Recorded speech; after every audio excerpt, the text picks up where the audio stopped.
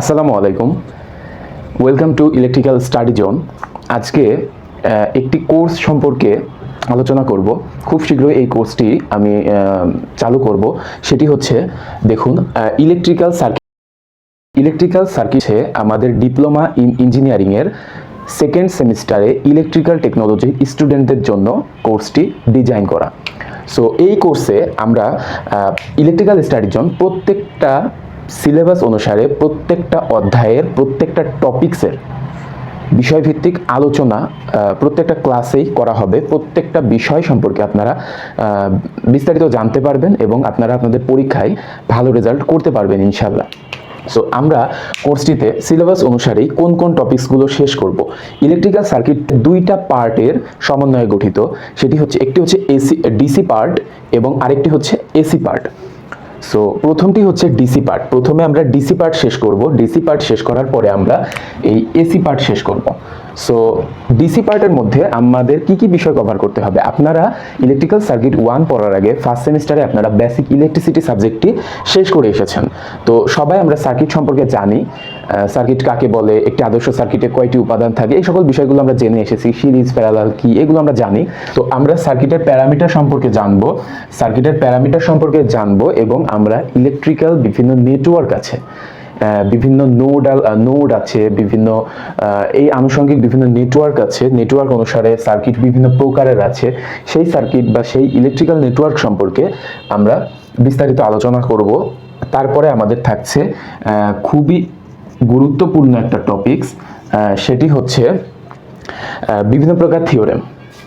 Electrical circuit সহজেই সমাধান করার জন্য আমরা দেখুন বিভিন্ন প্রকার থিওরেম নিয়ে আলোচনা করব। এই থিওরেমগুলোর মধ্যে আপনারা জানেন কারশফস কারেন্ট ল, ভোল্টেজ ল, অর্থাৎ KVL, KCL, superposition theorem, Thevenin theorem, maximum power transfer theorem, এই সকল যে বিষয়গুলো, যে থিওরেমগুলো আছে, নোডাল অ্যানালাইসিস, মেশ অ্যানালাইসিস, এই বিভিন্ন থিওরেমগুলো নিয়ে আলোচনা করব এবং এই থিওরেমের সাহায্যে কিভাবে একটি সার্কিটকে সহজেই সমাধান করা যায় সেই সকল বিষয় নিয়ে A to Z আলোচনা করা হবে।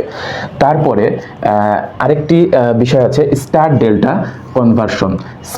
কনভার্সন। আমরা অনেক সময় ইলেকট্রিক্যাল সার্কিট সমাধান করার সময় দেখতে পারি যে সার্কিটটি খুবই জটিল হয়ে যাচ্ছে। সেই ক্ষেত্রে আমরা অনেক সময় যদি যদি ডেল্টাতে থাকে আমরা স্টারে কনভার্ট করি, বা স্টারে থাকে আমরা ডেল্টাতে কনভার্ট করে নিতে পারি, তখন দেখতে পারবেন সার্কিটটা অনেক সহজ হয়ে গেছে। তো সেই ক্ষেত্রে আমরা আমাদের স্টার ডেল্টা কনভার্সনটা জানা খুবই প্রয়োজন। যদি আমরা স্টার ডেল্টা কনভার্সনটা জেনে থাকি তাহলে আমরা সার্কিট সমাধান করতে পারবো। তাহলে এইটাই ছিল ডিসি পার্ট। তো ডিসি পার্টের এই সকল বিষয়গুলো আমরা যদি খুব ভালোভাবে জানতে পারি, বুঝতে পারি, তাহলে ইলেকট্রিক্যাল সার্কিট 1-এর ডিসি পার্টে প্রত্যেকটা ম্যাথ আমরা শুধুমাত্র পরীক্ষায় পাশ করার জন্য পারবো এমন নয়, আমরা সারা জীবন আমাদের ক্যারিয়ারে যতদিন এই ম্যাথগুলো লাগবে আমরা ইনশাল্লাহ পারবো। তারপরে আমরা করব হচ্ছে এসি পার্ট। তো এসি পার্টের মধ্যে দেখুন, এসি পার্টের মধ্যে কি কি থাকে। তো আমরা ডিসি সার্কিটের প্রত্যেকটা ম্যাথ করব এবং তারপরে এসি সার্কিট সম্পর্কে আমরা একটু ধারণা নেব। আমরা তো অনেকে আছি এসি সার্কিট বিষয়গুলো কি আমরা জানি না।